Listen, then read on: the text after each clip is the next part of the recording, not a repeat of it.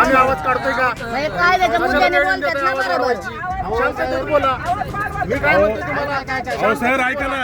आम्हाला कुठल्याही प्रकारची नोटीस नाही दिलेली. आम्ही त्यांना तेच विचारलं, तुम्ही कायदेशीर नोटीस आणा किंवा आमच्या जागेचे तुम्हाला मालकी हक्क दिलेले काय पेपर असतील तर दाखवा, आम्ही जायला तयार आहोत. पुण्यातील कामगार पुतळा जो आहे तर त्या भागामध्ये असणारी जी वसाहत आहे तर त्याच्यावर आज अतिक्रमण विभागाकडून कारवाई करण्यात आलेली आहे. 3 घरं आतापर्यंत तोडण्यात आलेली आहे, त्यांच्यावर कारवाई करण्यात आलेली आहे आणि त्यानंतर या भागातले जे सगळे वसाहतीमधले लोक आहेत तर ते बाहेर येऊन त्यांच्याकडून या सगळ्याला विरोध केला जातो. आपण या सगळ्याबाबतच आपल्यासोबत बोलण्यासाठी मिलिंद एकबोटे आहेत, ते सुद्धा इथे आलेले आहेत. त्यांनी सुद्धा यांच्यासोबत चर्चा केलेली आहे. नेमकी काय माहिती आहे, काय घटना घडली आहे, किती घरांवर कारवाई झाली आहे? आता या ठिकाणी 4 घरांवर कारवाई झालेली आहे आणि 200-250 घरांवर कारवाई करण्याचं त्यांचं नियोजन होतं.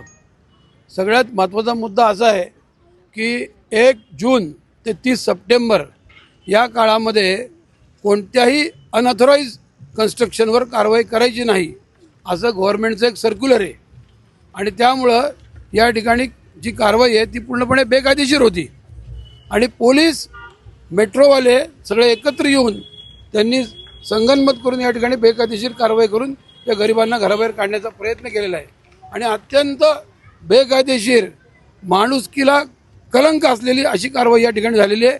म्हाताऱ्या लोकांना फरफडत बाहेर काढलेलं आहे. लोक चहा पित होते त्यांना ओढून बाहेर काढलेलं आहे. लोकांचे जे घरातले देवघर आहेत ते देवघरं उद्ध्वस्त केलेली आहेत आणि अशा प्रकारे ही कारवाई करून दहशत निर्माण करण्याचा प्रयत्न झालेला आहे.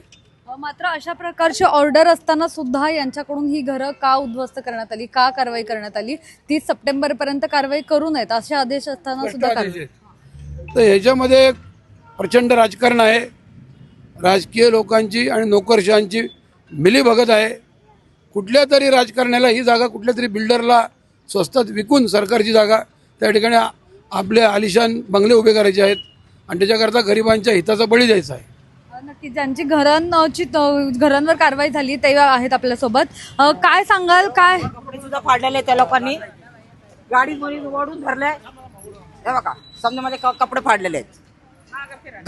कोणी फाडलेत हे कपडे, का फाडले कपडे? का फाडले म्हणले? तुमचा काय कारण आहे? तुमचा काय हक्क नाही आम्हाला बोलायचा. पोलिसांनी घरातनं वडून काढली मला आणि समजा सामान माझा बाहेर फेकलेला आहे आणि मला म्हणतात, मी म्हणलं त्यांना मला कॅन्सर आहे, मला काय बोलू नका. तर मला म्हणतात तू खोटं बोलती. मी म्हणलं मी आणून दावते तुम्हाला माझे पेपर. तर म्हणतात खोटं बोलते, काहीतरी लिहून आणलं असेल तू म्हणून मला म्हणतात आणि माझ्या अंगावर हातात टाकायला लागलेत. का म्हणजे आम्ही गरीब असून आमचे काय वेलू नाहीये. तुम्ही पैसेवाले असते, तुम्ही खुर्चीवर बसता, तुमची लेकराच काय करता? खुर्चीवर बसवता आणि आमच्या लेकरांना रोंदळून टाकतात. ते पोरग मरता मरता वाचतात बुरलतात खाली. आत्ता आम्ही ओढून काढलं. कोणी मारू कोणी कापू, म्हणजे यांचं काय रुबाब चाल आमच्यावर? हा, आज 1960 पासून आम्ही इथं बसलेलो आहोत. यांचं काय आहे का नाही आमच्यावर? आम्हाला जागेवर घरं बांधून द्या. आता हेच कारण करू आम्ही. या सगळ्या कारवाईपूर्वी काही नोटीस वगैरे देण्यात आली होती का? साधा प्रश्न विचारला त्यांना, कुणाच्या ऑर्डरने आमची घरावर कारवाई करायला लागले तुम्ही? तर त्याच्यासाठी आमच्याकडे त्यांना उत्तरच नाही दिले त्यांनी. ते म्हणले आमच्याकडे तसला काय आदेश नाही. तोंडी त्यांनी आम्हाला सांगितले कारवाई करायची. तर घरात बसलेल्या माणसांना फराफरा त्यांनी ओढलंय. बिगर चहा पाणी करता लेकरा बाळासहित त्यांना बाहेर ओढलंय आणि कारवाई चालू केली आहे. आणि पोलिसांनी मारहाण झाली आहे असा आरोप केलेला आहे त्यांनी. पोलिसांकडून ही मारहाण झाली आहे. यांच्या इथे हाताला लागलेलं आहे. आणखी यांच्या सुद्धा हाताला लागलेलं असं त्यांचं म्हणणं आहे की इकडे जी कारवाई चालली होती, कारवाई करत असताना बाहेर आले नाही, त्यामुळे कोणी मारलं? पोलीस होती. हा, त्यांनी पोलिसांनी माझा हात पण पिरगाळा आणि साडी पण फाटली. का एवढ्याने ओढू काढले, मला पडली होती. हे सगळं आपण बघू शकतो. इकडे कारवाई करण्यात आलेली आहे. मात्र या संदर्भात हा पोलिसांनीच हे सगळं केलेलं. महिला नव्हते, महिलांकडून नाही पुरुषांकडून अशा प्रकारची मारहाण झालेली आहे. पोलीस फाडफाडू टाकल्यात, आमच्या सगळ्या साड्या फाडल्या. पोलीस धरवड सगळी पोरांना. साहेब लोक दम चला बाहेर निघा, पळा इथनं. स्वतः एसीपी भोसले आणि PI दिगावकर यांच्या उपस्थितीत पोलिसांनी अत्याचार केलेला आहे. हे सगळं एवढी पोलिसांची आरेरावी का झाली, एवढी आरेरावी पोलिसांकडून का करण्यात आली आणि तुमच्या इथे कुठल्याही प्रकारची नोटीस देण्यात आली होती का? आम्हाला कुठल्याही प्रकारची नोटीस नाही दिलेली. आम्ही त्यांना तेच विचारलं, तुम्ही कायदेशीर नोटीस आणा किंवा आमच्या जागेचे तुम्हाला मालकी हक्क दिलेले काय पेपर असतील तर दाखवा, आम्ही जायला तयार आहोत.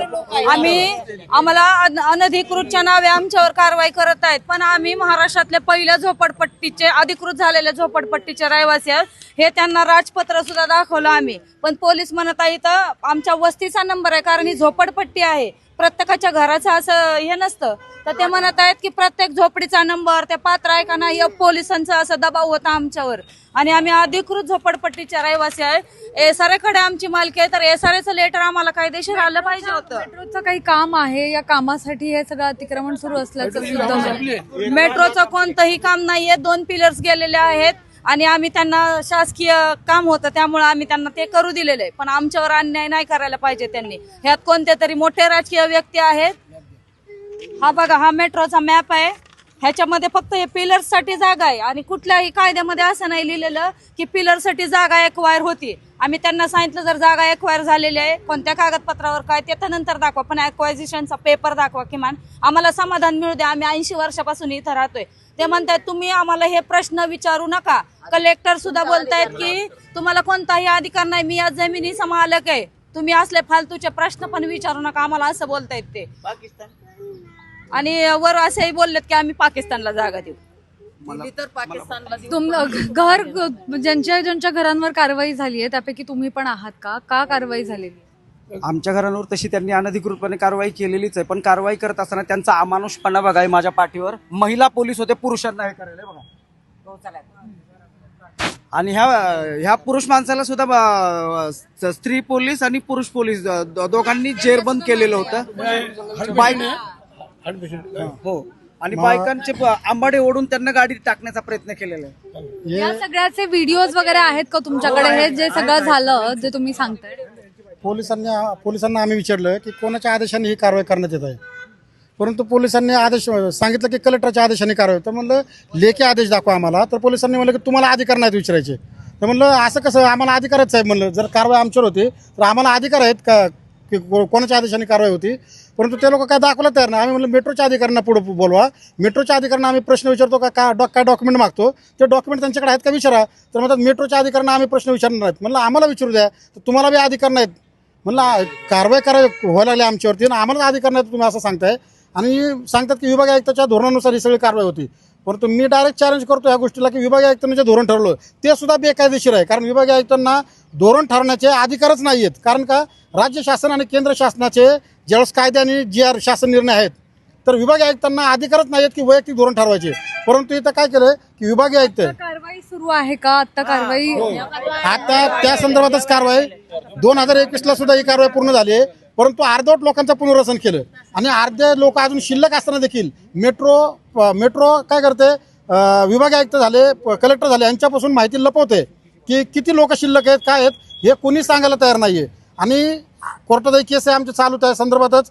लोक उपस्थित आहेत, पात्र लोकांची संख्या जास्त आहे, परंतु अनधिकृतपणे फक्त 25 लोकांची यादी पुढे करून की 25 लोक शिल्लक आहेत म्हणून सांगितलं जाते आणि तेवढ्याच लोकांचं पुनर्वसन करणार म्हणून सांगितलं जाते. परंतु खोटं रिपोर्टिंग केलं की इथल्या 250 झोपडीधारक आहेत, सगळ्यांचं पुनर्वसन झालं असं खोटं रिपोर्टिंग केलं. आणि वस्तुस्थिती अशी की फक्त 25 लोकांचं पुनर्वसन झालं आणि बाकी सगळ्या लोकांना वाऱ्यावर सोडून दिले. आणि हे मेट्रोचा कॉरेस्पॉन्डन्स कलेक्टरशी झाला आणि कलेक्टरने ते व्हेरीफाय न करता या लोकांचं म्हणणं ऐकून न घेता कारवाईचे आदेश दिले. आपण इकडे जर बघितलं तर हे सगळे लोक इथे बाहेर जमा झालेले आहेत. इकडे पोलिसांच्या गाड्या अजूनही आपल्याला पाहायला मिळतात. मोठा पोलिसांचा बंदोबस्त या सगळ्या भागामध्ये पाहायला मिळत होता मगाशी सुद्धा. आता सुद्धा हे सगळे लोक जे आहेत तर ते बाहेर येऊन बसलेले आहेत, कारण की काही जणांची घरं जी आहेत तर ती उद्ध्वस्त केलेली आहेत आणि त्यामुळे हे सगळे अशा प्रकारे या वसाहतीच्या बाहेर येऊन इथे बसलेले पाहायला मिळतात. त्यांच्याकडे हे एक लेटर आहे, तर हे लेटर सुद्धा आपण बघूयात. ज्या लेटरमध्ये इथे सरळ लिहिलेलं आहे की during the period 1 June up to 30 September such instructions have been given by above referred circular of revenue and forest department on the concern. म्हणजे 1 जून ते 30 सप्टेंबरपर्यंत मान्सून वगैरे असतो, पावसाळ्याचे दिवस असतात. अशा दिवसांमध्ये हे लोक कुठे जाणार? त्यामुळे या भागामध्ये ही कारवाई करायला कुठल्याही प्रकारची परवानगी नसताना ही अनधिकृत याच्यावर जी कारवाई आहे तर यांच्याकडून करण्यात आलेली आहे. साधारण 200 ते 250 घरं आहेत या सगळ्यामध्ये आणि त्यापैकी आता 3 ते 4 घरांवर ही सगळी कारवाई करण्यात आलेली आहे. आणि या कारवाईनंतर आता सगळेजण आक्रमक होत रस्त्यावर आलेले पाहायला मिळतात. मात्र याबाबतची नोटीस कुठलीही यांना याआधी दिलेली नाही असं यांचं म्हणणं आहे. त्यामुळे खरंच कुठली नोटीस दिली होती का की दिली नव्हती आणि अशा प्रकारची कारवाई अचानक का केली या सगळ्याचं उत्तर आता घेणं गरजेचं असणार आहे. कॅमेरा पर्सन अजय गांगुर्डेसह मी मोना येनपुरे, सिविक मिरर, पुणे.